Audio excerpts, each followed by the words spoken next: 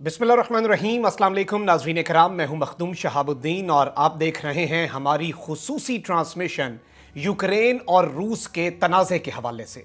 जिन लोगों ने अभी तक चैनल को सब्सक्राइब नहीं किया उनसे मेरी ये दरख्वास्त होगी कि चैनल को लाजमी सब्सक्राइब कर लें, बेल आइकन को प्रेस कर दें ताकि आने वाली तमाम तर वीडियोज़ आप तक पहुँचती रहें और इसी तरह आपका और मेरा ये साथ इस चैनल के ज़रिए बरकरार रह सके। नाज़रीन कराम, इस वक्त मामलात इंतहाई कशीदगी की जानिब बढ़ चुके हैं और किसी भी वक्त बाकायदा तौर पर घुमसान का रन पड़ सकता है रूस और यूक्रेन के दरमियान। लेकिन यह मामला सिर्फ रूस और यूक्रेन के दरमियान नहीं है। यह जंग अगर होती है तो इसमें बाकायदा तौर पर बरतानिया, नेटो, पूरे का पूरा यूरोप और अमेरिका मुकम्मल तौर पर कूदने के लिए तैयार हैं। अमेरिकी फौजियों को किस तरह से हाई अलर्ट कर दिया गया है और अमेरिका के ग्राउंड सोल्जर्स जो फील्ड पे रूस के खिलाफ पहली मर्तबा लड़ने वाले हैं उन्हें किस तरह से मुकम्मल तौर पर तैयार कर दिया गया है और इसके साथ ही साथ रूस के ऊपर मौशी पाबंदियां और रूस की मईशत को किस तरह से ये जंग छिड़ने से पहले ही डीरेल करने और गैर मुस्तहकम करने के हवाले से इस वक्त आलमी ताकतें कामयाब होती हुई नजर आ रही हैं। और इस सब में मुआशी सतह पर भी और जंगी लिहाज से भी किस तरह से रूस की मदद चीन करने वाला है, इस हवाले से बड़ी अहम तरीन डेवलपमेंट्स हैं। बहुत सी खबरें हैं जो आपकी स्क्रीन के ऊपर चलवाई जाएंगी और काफ़ी ज़्यादा अपडेट्स हैं क्योंकि ये मामला बड़ा तेज़ी से अनफोल्ड कर रहा है। तो मेरी कोशिश होगी कि दरिया को कूजे में बंद किया जाए और जिस वक्त हम आपके सामने इस तरह की खुसूसी ट्रांसमिशन लाएं उस वक्त तक की तमाम तर अपडेट्स को हमारी इस एक्सक्लूसिव ट्रांसमिशन के अंदर कवर किया जा सके। अब मैं आपको यह बताऊं कि इस वक्त सबसे पहले मामला तो यह बना है कि रूस को सैंक्शंस यानी कि मुआशी पाबंदियां जो हैं उनकी धमकियां दी जा रही हैं और इस मर्तबा यह भी कहा जा रहा है ईयू की तरफ से भी और दीगर ममालिक की तरफ से भी कि हम कोई लंबा चौड़ा फ्रेमवर्क नहीं करेंगे, हमने पेपर वर्क तैयार कर लिया है, हम रैपिड सैंक्शंस लगाएंगे, यानी तुम वहां से घुसे यहां से तुम्हारे ऊपर मुआशी पाबंदियां लग गई। आप रॉयटर्स की खबर देख सकते हैं, EU urges Russia to deescalate threatens massive sanctions. Russia को कहा है कि इस वक्त डी एस्केलेशन करो और यहां से पीछे हटो और साथ ही साथ मैसिव बड़े पैमाने पर अनप्रेसिडेंटेड सैंक्शंस जो हैं उनकी धमकी दी गई है। इसके साथ ही साथ आप ये गार्डियन की खबर भी देख सकते हैं, UK warns of unprecedented sanctions against Russia as Biden says West is united on Ukraine. Joe Biden ने कहा है कि पूरे का पूरा मगरिब वेस्ट जो है वो यूक्रेन के मामले पर इत्तेहाद में है, इस वक्त यूनाइटेड है और रूस के खिलाफ लड़ने के लिए तैयार है, जबकि बरतानिया ने सैंक्शंस की धमकी दी है।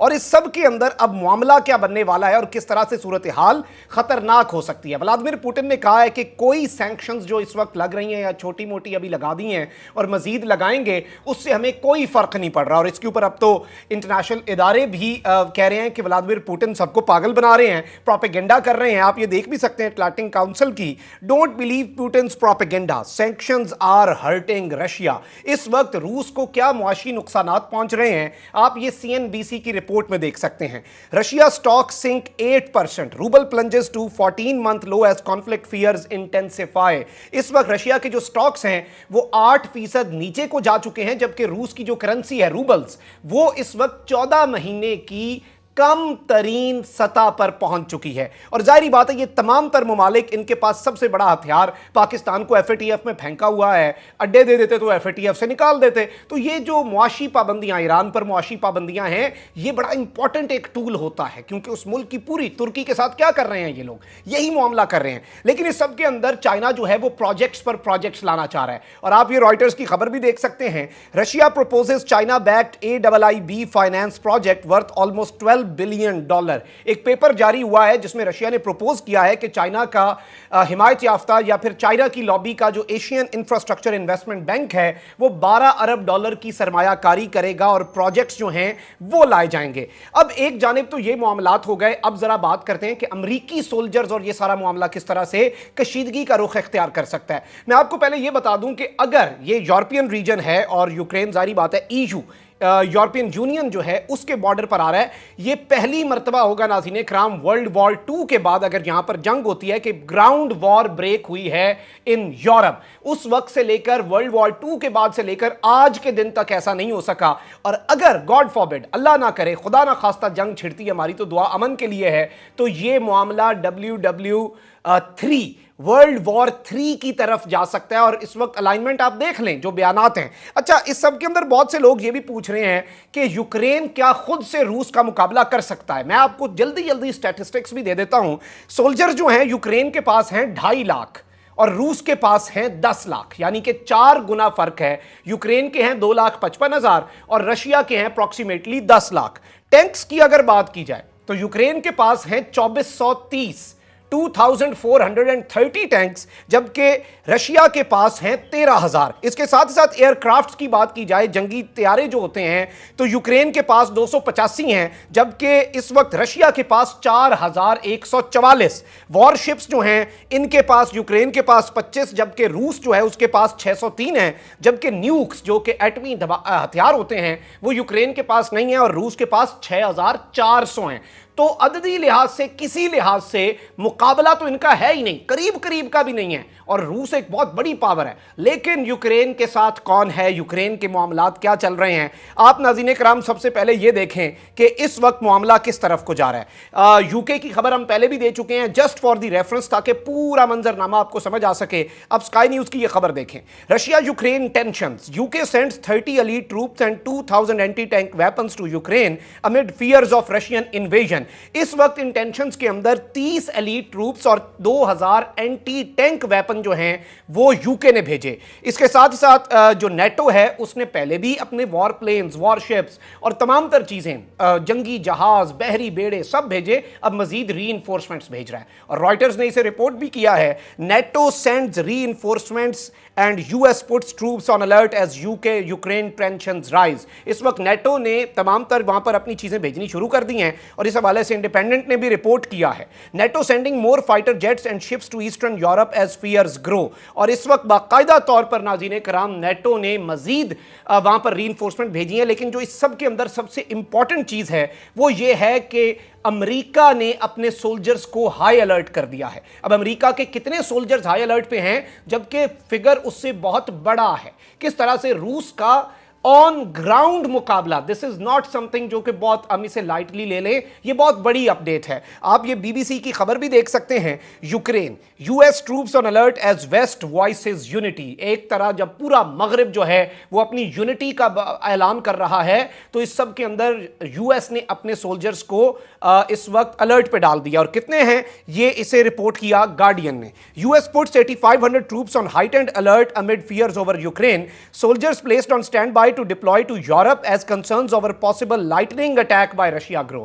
अच्छा, रशिया की तरफ से लाइटनिंग अटैक की क्या बात हो रही है, पहले मैं वो बता देता हूं।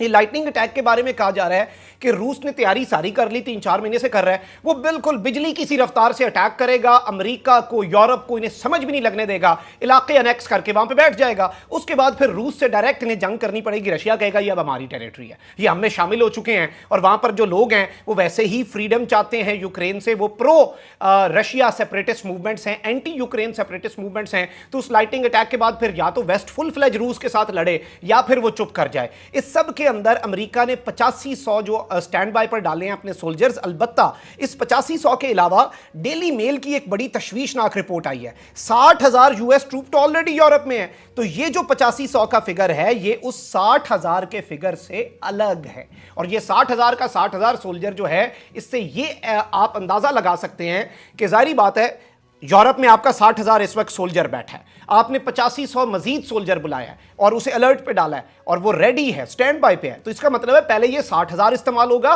फिर मजीद 8500। तो इस चीज को सिर्फ 8,000 सोल्जर्स ना समझें, ये तकरीबन 70,000 सोल्जर इस वक्त यूएस मुकम्मल तौर पर इस जंग में धकेलने के लिए तैयार है। और डेली मेल की ये रिपोर्ट भी देख सकते हैं, रिवील्ड ये रेवोल्यूशन हुई है। The 60,000 US troops already based in Europe that Biden might call into action to defend against Russian aggression.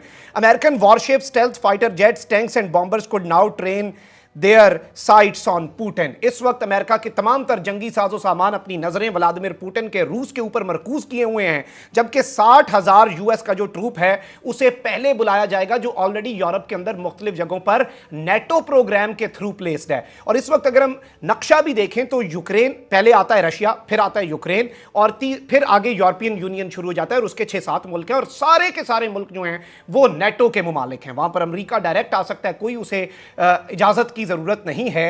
और इस सब के अंदर जो रूस और यूक्रेन के दरमियान इलाका है, असल शोरिश ज़दा वो है। और रूस जो है वो ये चाहता है कि यूक्रेन वेस्ट सेंट्रिक या यूरोप सेंट्रिक ना हो, और उसका फिर वो बदला इस तरह से लेगा कि वो ये जो अलहदगी पसंद तंजीमें ऑलरेडी यूक्रेन को टफ टाइम दे रही हैं, क्योंकि ये रशियन स्पीकिंग लोग हैं पूरे के पूरे यूक्रेन में ही, और इनके सोवियत रूट्स हैं, ये वहीं से अलग हुए और ये अब वेस्ट की तरफ इंक्लाइन हो रहे हैं। तो ये पूरा मामला बड़ा ही इस वक्त अजीबो गरीब रुख इख्तियार कर चुका है, और इंशाल्लाह आपको मजीद भी हम अपडेट रखेंगे। हमारी ये खुसूसी ट्रांसमिशन जो है, इसके लिए हमने खुसूसी इंतजाम किए हैं, रिसर्च कर रहे हैं, चीज़ों को हम कंफर्म कर रहे हैं। और जंग जब भी छिड़ती है, ये याद रखिएगा, चाहे अफगान वॉर आपको याद होगी, इससे पहले फ़लस्तीन का मामला जो इसराइल ने बमबारी, और उस सब में सनसनी और मन घड़त बातें आती हैं। तो मेरी पूरी कोशिश ये होगी कि इस सब के अंदर आपको आलमी जरीदे, आलमी न्यूज़ आउटलेट्स जो हैं, उनकी खबरें भी आपके सामने आपकी स्क्रीन पर चलवाई जाएं कि ये देखें जी, ये हमारा सोर्स, और ये हमने एक चीज़ें कंपाइल करके आपके सामने पेश की हैं, ताकि जो जिसे कहते हैं कि क्रेडिबिलिटी तो होती है लेकिन क्लैरिटी भी हो, आवाम को भी पता हो कि हम कहां से खबर ले रहे हैं, ताकि चीज़ें मजीद क्लियर हो सकें और सनसनी या मन गढ़ंत बातों से बचा जा सके।